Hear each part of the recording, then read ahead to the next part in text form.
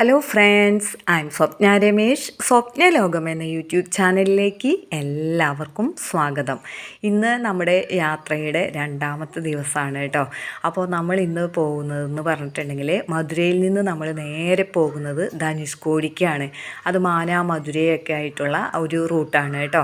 അപ്പോൾ നല്ല റോഡും കാര്യങ്ങളൊക്കെയാണ്. ഇടയ്ക്ക് നമ്മൾ നിർത്തിയും കഴിഞ്ഞ് കരിക്കും അതുപോലെ തന്നെ സർബത്തും ഒക്കെ കുടിച്ചിരുന്നു. കാരണം പൊരി വെയിലാണ് റോഡിൽ കേട്ടോ. അപ്പോൾ ഇവിടെയാണെങ്കിൽ കണ്ടില്ലേ, രണ്ട് വശത്തും തണൽ മരങ്ങളോ അങ്ങനെയുള്ള കാര്യങ്ങളോ ചെടികളോ യാതൊന്നുമില്ല. എവിടെ നോക്കിയാലും പൊരിവെയിലാണ്. അതുകൊണ്ട് തന്നെ നമ്മളിങ്ങനെ AC ഒക്കെ ഇട്ടിട്ട് ഇങ്ങനെ പോയിക്കൊണ്ടിരിക്കുകയാണ് കേട്ടോ.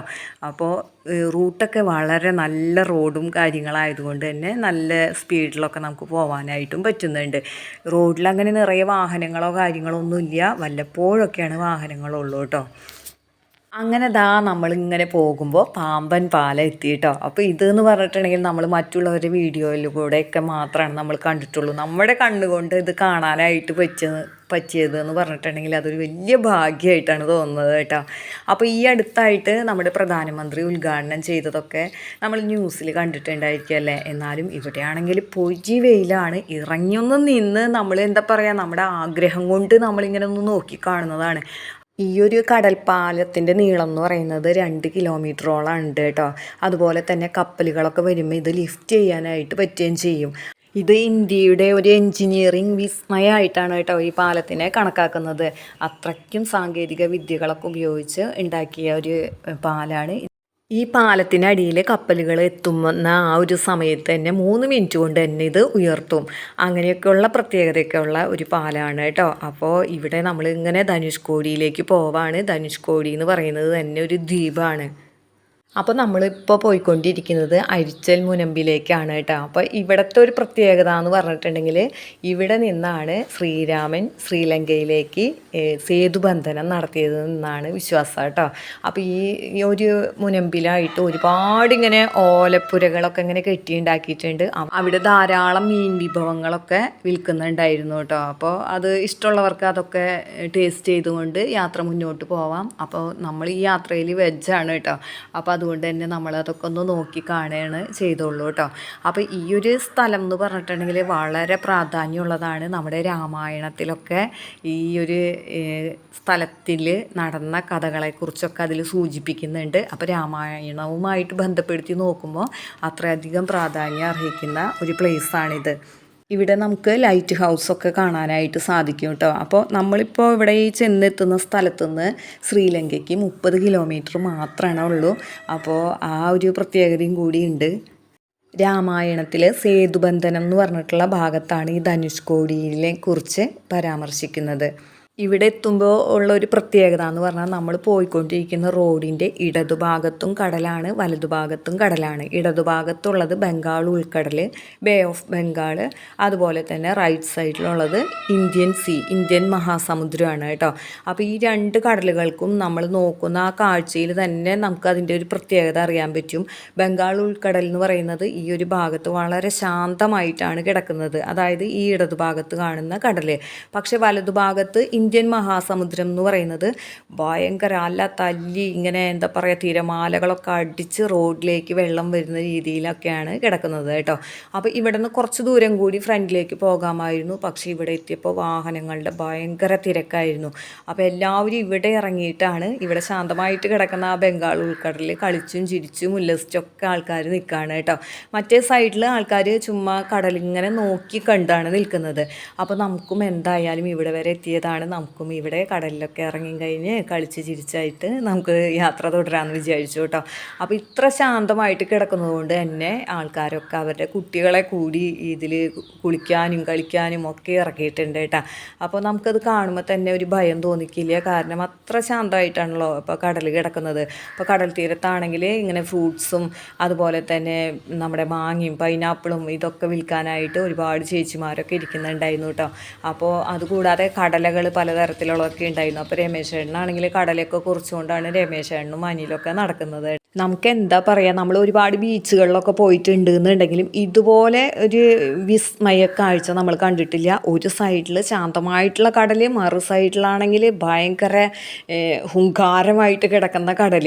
അപ്പോൾ അതിന് നടുക്കാണ് നമ്മുടെ ഈ റോഡും. അപ്പോൾ അതൊരു അത്ഭുത കാഴ്ച തന്നെയാണ് കേട്ടോ. അപ്പോൾ എന്തായാലും പറ്റുന്നവർ ഒരു പ്രാവശ്യമെങ്കിലും ജീവിതത്തിൽ ഒരു പ്രാവശ്യമെങ്കിലും ഇവിടെയൊക്കെ വന്നിരിക്കണം കേട്ടോ. കാരണം ഇതുപോലുള്ള അത്ഭുത കാര്യങ്ങളൊക്കെ നമ്മൾ കാണുക തന്നെ വേണം. നമ്മൾ ധനുഷ്കോടിയിൽ കാണാനായിട്ട് ഒരുപാട് സ്ഥലങ്ങളൊക്കെ ഉണ്ട്. അപ്പോൾ നമ്മൾ എന്താ പറയുക, ഇവിടെ നിന്ന് ടൂറിസ്റ്റ് ബസ്സിലാണ് വരുന്നതെന്നുണ്ടെങ്കിൽ അവർ ഗൈഡ് കൂടി ഉണ്ടായിരിക്കും. അപ്പോൾ ആ സ്ഥലങ്ങളൊക്കെ നമ്മളെ കാണിച്ചു തരും. നമ്മൾ തനിയാണ് വരുന്നതെങ്കിൽ നമ്മളതൊക്കെ സെർച്ച് ചെയ്ത് കഴിഞ്ഞിട്ട് ഓരോന്നായിട്ട് നമ്മൾ കാണണം കേട്ടോ. അപ്പോൾ ഞങ്ങൾ ഇവിടെ നിന്ന് പോകുന്നത് ഇനി ഇവിടെ അടുത്ത് കോദണ്ഡരാമ ക്ഷേത്രമുണ്ട്. അതുപോലെ തന്നെ ഈ ശ്രീരാമനും ലക്ഷ്മണനും അതുപോലെ തന്നെ വാനര ശ്രേഷ്ഠന്മാരെല്ലാവരും കൂടിയിട്ട് ഇവിടെ നിന്ന് ചിറ കെട്ടിയിട്ടാണ് നമ്മുടെ ലങ്കയിലേക്ക് പോയതെന്ന് പറഞ്ഞല്ലോ. അപ്പോൾ അതിനായിട്ട് വാനര ശ്രേഷ്ഠന്മാരിൽ 2 പേര് പ്രമുഖരായിട്ടുള്ളവരുണ്ടായിരുന്നു. അവർ കൊണ്ടുവന്നിട്ട കല്ലുകൾ ഈ കടലിൽ പൊന്തി തന്നെ കിടക്കായിരുന്നു. അതിൽ ചവിട്ടിയിട്ടാണ് അവരങ്ങോട്ട് പോയതെന്നാണ് പറയുന്നത്.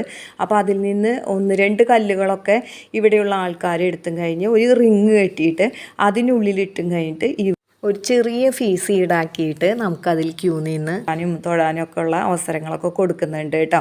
അപ്പോൾ അത് കണ്ടു കഴിഞ്ഞാൽ നമുക്ക് ശരിക്കും കല്ലായിട്ട് തോന്നും. ഒരു വൈറ്റ് നിറത്തിലുള്ള ഒരു സംഭവമൊക്കെയാണ് കേട്ടോ. അപ്പോൾ അത് കാണണം. അതുകൂടാതെ നമുക്ക് കടലിലായിട്ട് കുറേ കല്ലുകൾ ഇതുപോലെ പൊന്തി കിടക്കുന്നുണ്ട് എന്ന് പറയുന്നുണ്ട്. അവിടേക്ക് പോകാനായിട്ട് നമുക്ക് സമയം ഉണ്ടെങ്കിലാണ് നമുക്ക് പോകാനായിട്ട് പറ്റുള്ളൂ. അതുപോലെ തന്നെ പിന്നെ കാണാനുള്ളൊരു സംഭവം എന്ന് പറഞ്ഞാൽ രാമർ പാദം എന്നാണ്, ശ്രീരാമൻ്റെ പാദം പതിഞ്ഞിരിക്കുന്നതായിട്ടുള്ള ആ ഒരു സംഭവം കാണാനായിട്ടുണ്ട്. പിന്നെ ഇവിടുത്തെ ലൈറ്റ് ഹൗസ് കാണാനുണ്ട്. പിന്നെ ഇവിടെയുള്ളത് ഗോസ്റ്റ് സിറ്റി എന്ന് പറഞ്ഞിട്ട്, കാരണം എന്ന് വെച്ചിട്ടുണ്ടെങ്കിൽ ഇവിടെ ഒരു വലിയ ചുഴലിക്കാറ്റ് വന്നു കഴിഞ്ഞ് ഇവിടുത്തെ എല്ലാ സംഭവങ്ങളും ആളുകളെയും അതുപോലെ തന്നെ കെട്ടിടങ്ങളെയും ഒക്കെ തകർത്തെറിഞ്ഞിട്ട് നാശനഷ്ടമായിട്ട് കിടക്കുന്ന ആ ഒരു സ്ഥലങ്ങളും കാണാനുണ്ട്. അപ്പം നമ്മുടെ സമയം അനുസരിച്ച് വേണം നമുക്കിതൊക്കെ കാണാനായിട്ട് കേട്ടോ.